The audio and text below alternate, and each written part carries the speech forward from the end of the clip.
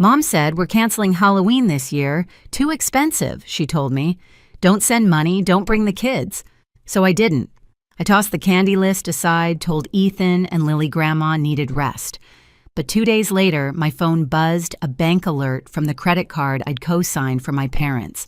6 flight tickets. First class. Destination Arizona. The names Mom, Dad Tom, his wife, their kids. Not mine. I froze, staring at the screen, my reflection warped in the glass. For a second, I thought it had to be a scam. But it wasn't.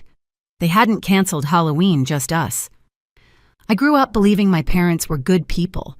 The kind who'd drop off casseroles for neighbors, smile at church, send polite Christmas cards. But being their daughter came with a different kind of charity, one that always flowed one way. I paid for the little things, a new roof, the property tax, that emergency water heater. They always promised to pay me back. They never did. And I never asked, because that's what good daughters do, right? They help. This year, I wanted Halloween to be special again. The kids were finally old enough to remember it. Ethan had his heart set on dressing as a vampire. Lily wanted to be a fairy. For years, we'd spent the holiday at my parents' place, handing out candy to trick-or-treaters, eating my mom's pumpkin bread. It was the one tradition that still made me feel like part of a family instead of an ATM. When Mom called to cancel, her tone was almost casual. It's just too much this year, Joy. The economy, you know, we're all tightening our belts. I pictured her sitting at the kitchen counter, stirring her coffee with that tiny silver spoon I'd bought her last Mother's Day. I offered to cover it like always, but she shut it down fast, too fast. No, honey, don't. You've done enough. Something in her voice made me pause. It wasn't gratitude. It was something closer to guilt, thinly wrapped in politeness. But I brushed it off. People get weird about money, especially parents. That night, I took down the orange lights we'd hung on our balcony and folded the kids' costumes back into the closet. Grandma's tired this year, I told them. Ethan nodded like an adult, but Lily's little face fell. So no candy at Grandma's, she whispered. I smiled through the lump in my throat. We'll still make it fun at home. 2 days later, the alert from the bank popped up on my phone while I was packing lunches. Transaction approved. Airline purchase, $4,872. I blinked. My stomach turned. That card was only for my parents' expenses. Groceries, gas prescriptions. I opened the statement. 6 tickets, round trip, Portland to Phoenix. The passengers' names glared back at me like a joke I wasn't invited to understand. Mom, Dad, Tom, Diane. Their kids. I scrolled again, double-checking, half expecting to find my own name somewhere, maybe a mistake. Nothing. I refreshed the page, hoping it would disappear like it was a glitch. It didn't. I laughed, the kind of laugh that comes out sharp and empty. My parents weren't saving money, they were spending mine. On a family trip that didn't include me or my children. At first, I wanted to believe it was a misunderstanding. Maybe Tom had planned a surprise and charged it accidentally. Maybe Mom forgot to tell me they'd invited us too. So I called. She answered on the 3rd ring, her voice sugar-sweet. Hi, sweetheart. Everything okay? I tried to keep mine steady. Yeah, just got an alert from the bank. It says there was a flight purchase. She cut me off before I could finish. Oh, that. Yes, your father booked something last minute. We haven't traveled in ages. You know how stressful things have been. I stared at the ceiling. With Tom and his family, a pause. Then softly, well, yes. He's been under a lot of pressure. Diane thought the kids could use a little sunshine. So you canceled Halloween to go on vacation. Don't be dramatic, she said, her tone shifting. It's just a few days, Joy, and we needed to use the card for the points. The card for the points. My name, my guarantee, my monthly payments reduced to points. I didn't say anything for a long time. My silence made her uneasy. We'll pay you back, she added quickly. You know we always do. I almost laughed. They never did. When I hung up, the quiet in my apartment was so loud it felt physical. Ethan was coloring at the table, humming to himself. Lily was taping paper bats to the window. They were still so excited for a holiday their grandparents had erased. I opened my laptop and pulled up the credit account. Hotel confirmation, SUV rental, dinner reservations. Thousands of dollars stacked up like proof of betrayal. Every charge time-stamped. Every receipt addressed to Mr. and Mrs. Harris. At work the next day, I told Casey. She swore under her breath, "You're kidding." After all the bills you've covered for them, I shrugged. I guess family loyalty has an expiration date. She leaned back, studying me. You could freeze the card, you know. I can't. They'd be stuck out there. Joy, she said quietly, that's not your emergency. It's theirs. Her words followed me home like a ghost. That evening, I got a message from Mom, a photo of a sunset over red rocks. Isn't it beautiful here? Tom finally seems relaxed. There was a tiny heart emoji at the end, as if that made it softer. Then a second photo, my father smiling, drink in hand, my brother beside him, in matching Hawaiian shirts. My mother had posted it publicly, tagged everyone but me. The caption read, "Family time we all needed." That was the moment it stopped being about money. I wasn't angry because they used my credit. I was angry because they used me, my stability, my silence, my endless forgiveness. That night, I sat at my desk scrolling through the transactions again, but this time with purpose. Every number told a story. Every payment was leverage. By Friday, the Arizona charges had doubled. Room service, spa treatments, another dinner reservation at a 5-star restaurant. Each transaction felt like a bruise I couldn't cover. I didn't sleep that night. I sat at the kitchen table with my laptop open, the glow turning the room into a quiet battlefield. For years, I'd handled other people's budgets, solved other people's messes. It was second nature to fix things. But this time, I didn't want to fix anything. I wanted them to feel it. I opened the account settings and hovered over the freeze card option. My finger trembled. Then I stopped. Not yet. Not like this. Saturday morning, Casey called. "You look like someone who hasn't blinked in 12 hours. I've been doing math," I said flatly. The emotional kind or the financial kind? Both. I told her everything. The fake cancellation, the vacation, the silence that followed. She didn't interrupt once. When I finished, she said, "You know what they count on, right? That you'll keep being decent." Her words hit like truth disguised as advice. That evening, I FaceTimed my parents. They were sitting on a balcony, golden light behind them, drinks in hand. I caught my brother's laughter in the background. "Hey, Mom," I said. "How's the trip?" "Oh, it's lovely, honey. You'd love it here." "I bet." "So quick question. Did you know the card you used is under my name?" Her smile faltered. "Well, yes, but you said it was fine for family expenses." "Family," I repeated. "Right, just wasn't sure if that still included me." She laughed nervously. "Joy, please. You're overreacting. It's just money." "Exactly," I said. "It's just money. You won't miss it." I hung up before she could answer. After putting the kids to bed, I made tea, sat back at the table, and logged into the account one more time. My heartbeat was steady, calm, almost detached. I drafted 2 short emails, one to the bank requesting immediate cancellation of all supplementary cards, and another confirming that I would no longer serve as guarantor on the account. Then I waited.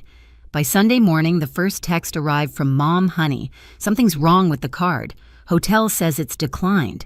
Can you check? I didn't reply. A second one came an hour later. Please call me. We're at the front desk. Still nothing. For the first time in years, I wasn't fixing their chaos. I was letting them live in it. By the time my phone started vibrating non-stop that Sunday afternoon, the house was quiet. Ethan and Lily were carving pumpkins on the balcony, the scent of cinnamon candles floating through the air. I let the phone buzz on the counter, call after call, name after name, until it finally stopped. Then came the knock. It was almost 5 p.m. when I opened the door. My parents stood there sunburned and exhausted, their luggage in the hallway behind them. Tom and Diane hovered a few steps back, both of them avoiding my eyes. Finally, Mom said, pushing past me into the living room, "We've been trying to reach you all day. Do you have any idea what we just went through?" I leaned against the doorway. "Enlighten me." "The bank froze the card. We couldn't check out of the resort. Your father had to call his friend to book emergency flights home. It was humiliating." I folded my arms. "Imagine that." She blinked. "Joy, this isn't funny. They said you canceled everything." I did. The silence that followed was thick enough to touch. Dad stepped forward, face flushed. "You can't just pull something like that without warning. We were stranded out there." "You mean..." I said evenly on a trip I didn't know existed until I saw it on my statement. Tom finally spoke, his voice low and defensive. It wasn't your business what Mom and Dad did with their vacation. Except they did it on my credit. Diane cleared her throat, pretending to play peacemaker.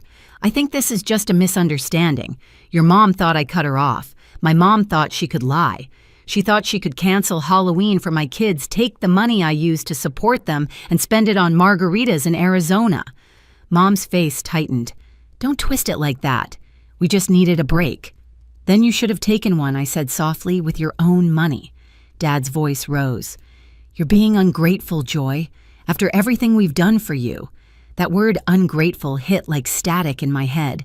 Years of dinners, bills, and favors replayed in a flash. The roof repair, the medical copays, the time I bailed Tom out of debt because Dad said it would keep peace in the family. I took a breath. You've done a lot for me, sure. Like teaching me that family can take advantage of you and still expect a thank you. Watch your tone, Dad snapped. I smiled thinly. I am, for once. Mom's voice cracked. We didn't mean to hurt you. I almost believed her, almost. But then I remembered the photos, the matching Hawaiian shirts, the post about family time we all needed. Mom, I said, when you told me to skip Halloween because it was too expensive, did you already have the flights booked? She hesitated, then looked down. That was all the answer I needed. You could have just said you didn't want us there, I continued. Would have been cheaper. Don't talk like that in front of your brother, she whispered. Tom shifted awkwardly. Look, Joy, maybe it wasn't handled right, but locking the cards, come on. That was overkill. I met his eyes. So was lying. He didn't reply. From the hallway, Lily's laugh floated in light unbothered. Ethan followed, holding up his pumpkin. Mom, can I show Grandma? Mom turned toward him, maybe hoping a smile could smooth everything over. Of course, sweetheart. I stepped in front of her. No. The word hung there, heavy and final. You don't get to smile at them after what you did. You told me not to bring my kids because they were too much. Then you used my credit to take Tom's kids on vacation. You didn't just lie to me, you lied to them. Her mouth opened, then closed again. For once, she had nothing to say.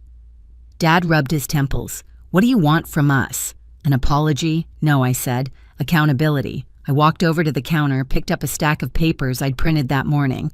Bank statements, confirmation emails, every charge linked to that trip. I handed them to him. You'll find your signatures here. Every transaction. I'm closing this account and the debt is yours now. The bank already approved the transfer. Mom paled. You wouldn't, I already did. Tom muttered something under his breath. Diane grabbed his arm, warning him to stop. I'm done being your safety net, I said quietly. From now on, if you want to travel, you'll need to earn it. Like I did.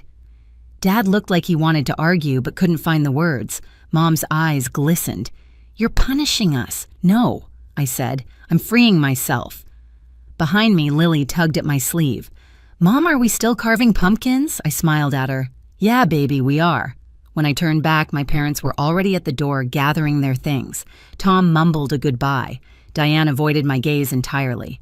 As the door clicked shut, the apartment fell into a peaceful kind of quiet, the kind I hadn't felt in years. I exhaled slowly, a weight lifting that I hadn't realized I was carrying. Later that night, while my kids laughed and passed out candy to trick-or-treaters, I got one last text from my mother. We got home. I hope you're happy. I typed back. For the first time, I am. That night, after the door shut behind them, the apartment felt different, lighter somehow. The same walls, the same furniture, but no guilt hanging in the corners. Just me, the kids, and the sound of their laughter echoing down the hallway. Ethan handed me a lopsided pumpkin with triangle eyes. We did it ourselves, he said proudly. Lily smeared frosting on my cheek as she decorated cookies. The air smelled like cinnamon sugar and peace. For once, I wasn't financing someone else's happiness, I was living mine. When the kids went to bed, I sat on the couch with my laptop open. I canceled every automatic payment I'd ever set for my parents' utilities insurance, their emergency fund. My hands didn't shake. I felt steady, free. A week later, an envelope came in the mail. Inside was a check from my father for part of the resort bill and a note in my mother's handwriting. We didn't realize how much we relied on you. We'll figure things out from now on, no apology. But it was enough. I tucked the letter away and looked at my kids' pumpkins on the windowsill. The candlelight flickered against the glass, glowing like small, stubborn hearts. Maybe that's what change looked like, not loud, not perfect, just honest. I poured myself a cup of tea, smiled at the quiet, and whispered to no one in particular, "Happy Halloween." I learned something that night. Love without respect isn't love at all. It's debt disguised as devotion. For years, I thought keeping the peace meant paying the price. Turns out, peace comes when you stop buying your place in the family. This Halloween, my kids will remember laughter, not rejection. And I'll remember the moment I chose self-respect over silence. If you've ever been the one who gives until there's nothing left, maybe it's your turn to stop fixing everything. Share your story in the comments and hit subscribe for more true stories of betrayal, justice, and strength.